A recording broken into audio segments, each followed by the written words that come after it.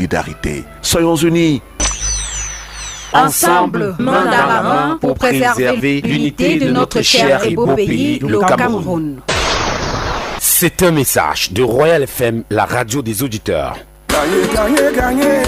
Yang banam hong fok zub. Oda gayu kap feta. Pe orange bonus na dièse yam étoile yam dièse. Gayu max it na tra na zoyu million. Orange est là.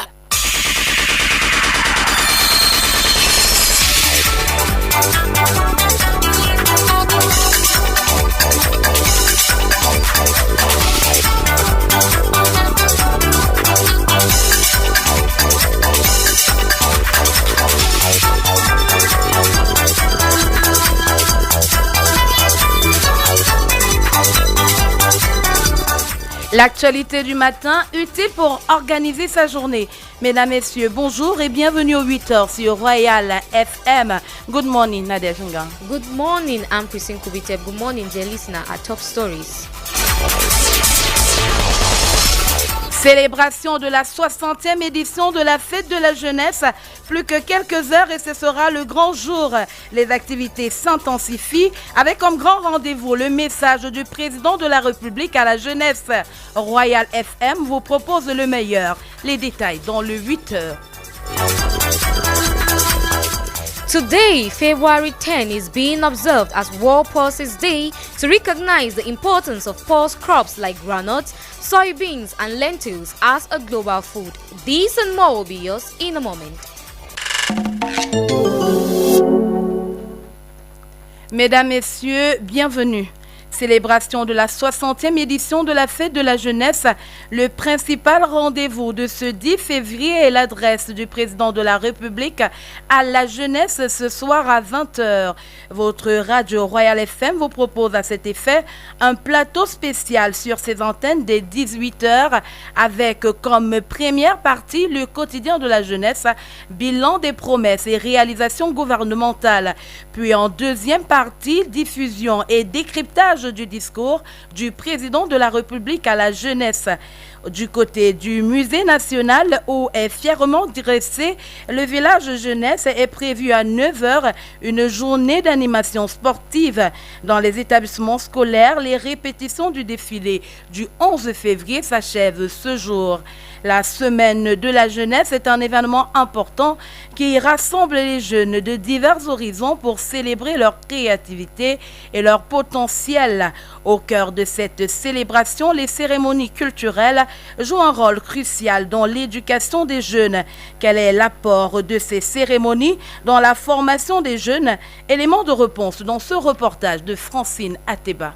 Composante essentielle de la Semaine de la jeunesse, les cérémonies culturelles offrent une plateforme aux jeunes pour apprendre, partager et célébrer leur patrimoine culturel, d'après Patrick Françon, responsable administratif au lycée d'Anguissa. La Semaine de la jeunesse est l'occasion pour nous, enseignants, de permettre à nos enfants de nous montrer et de montrer à leurs camarades ce qu'ils sont capables, s'ils connaissent vraiment nos coutumes. Donc, ces cérémonies culturelles sont d'une grande importance. Les encadreurs, les enseignants doivent imposer les chansons traditionnelles, les habillements traditionnels lors des défilés de mode. Poussège et Banga, principal d'un collège de la cité capitale, les cérémonies culturelles n'ont plus à justifier leur raison d'être. Elle permet l'épanouissement de l'élève. Vous savez, après une intense période de classe et tout ce que cela comporte, à un moment donné, l'enfant a besoin de s'épanouir, il a besoin de se relaxer. Et c'est au cours de cette semaine de la jeunesse où véritablement l'enfant peut déstresser, l'enfant peut se relaxer. Et puis, à travers les activités qui sont menées, l'enfant se découvre une autre âme, des talents qu'il faut mettre en exergue. Les cérémonies culturelles permettent la transmission et la préservation des us et des coutumes de chaque apprenant, selon Nadine, parent d'élèves. C'est tellement important vu que déjà dans nos ménages, certains se limitent déjà à parler juste le français ou l'anglais. Rares sont déjà les parents qui parlent à leurs enfants leur patois, qui connaissent déjà eux-mêmes leur tenue traditionnelle pour apprendre aux enfants. Or, à l'école et lors des semaines culturelles, on essaye d'apprendre cela et ça permet de maintenir notre culture africaine. Les retours aux sources, la semaine culturelle, joue un rôle essentiel dans la formation des jeunes en transmettant des valeurs, en renforçant l'identité culturelle et en favorisant la cohésion sociale. Ces événements enseignements enrichissent l'expérience des jeunes et contribuent à leur développement personnel et communautaire. 23e Congrès international d'exposition de l'Association africaine de l'eau et de l'assainissement. Les travaux se poursuivent ce jour.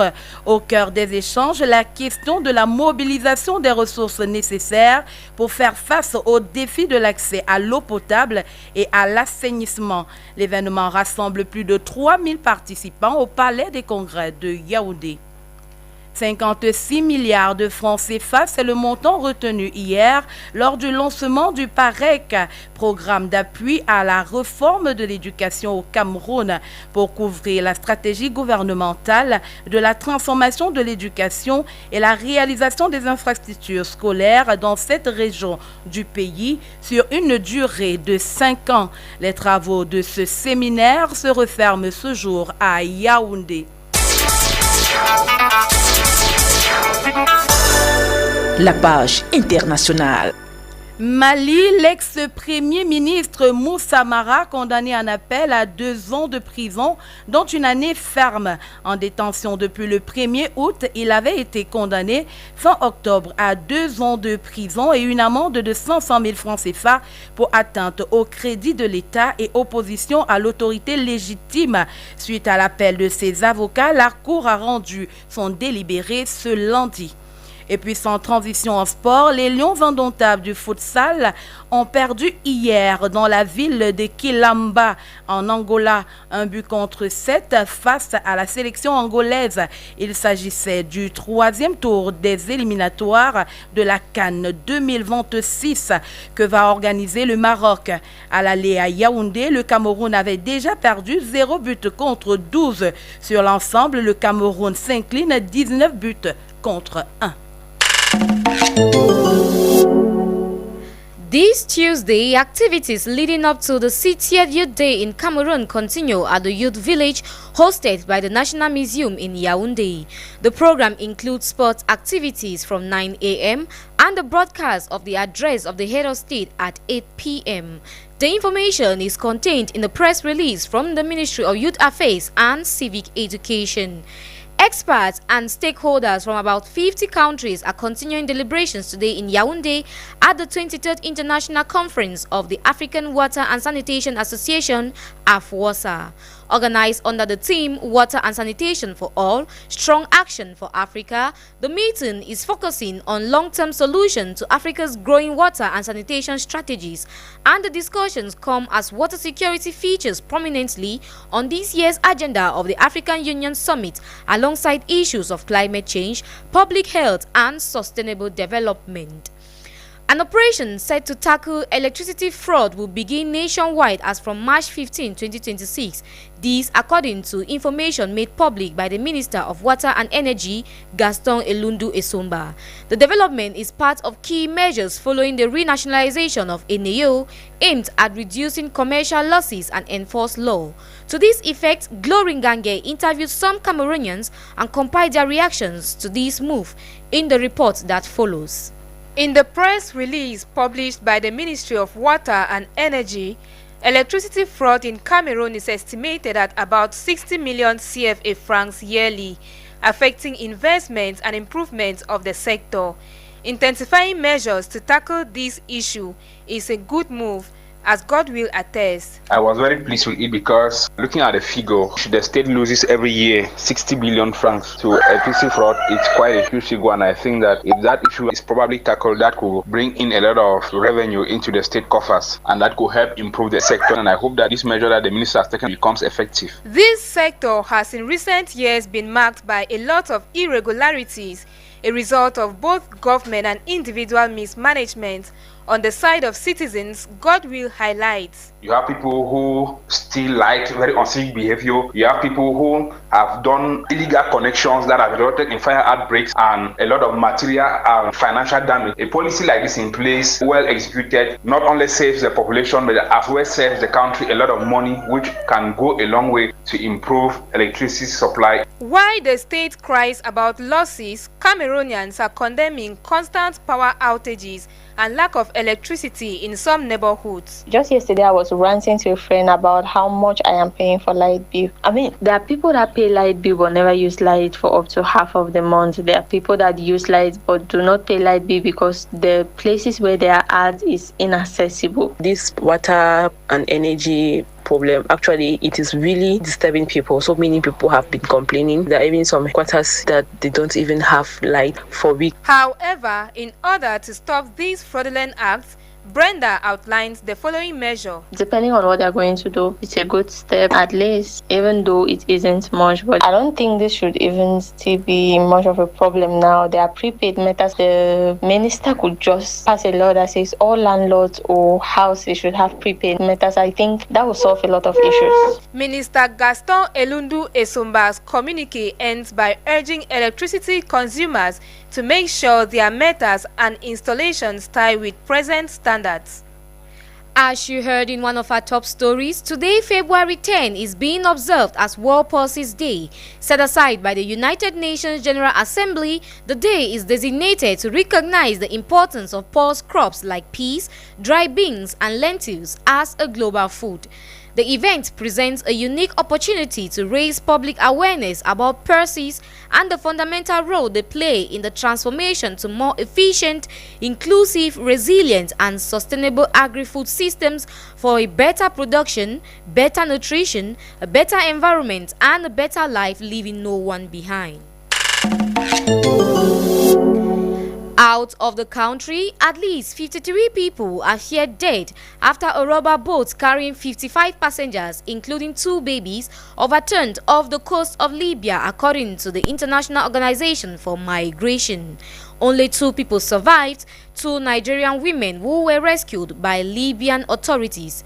The boat, which was transporting migrants and refugees from several African countries, reportedly sank about 6 hours after departing from the coastal city of Al Zawiya in northwestern Libya. The International Migration Organization says nearly 500 migrants have been reported dead or missing attempting to cross the Mediterranean from Libya so far in 2026. And in sports, Cameroon's hopes of reaching the 2026 Futsal African Cup of Nations has been extinguished following a 19-1 aggregate defeat to Angola. The aggregate defeat comes on the heels of a 12-0 loss in the first leg in Yaoundé, followed by a 7-1 slip in the return leg held in Luanda yesterday. This exit marks a difficult chapter for the Cameroonian team as they have failed to qualify for the Continental Showpiece in Morocco.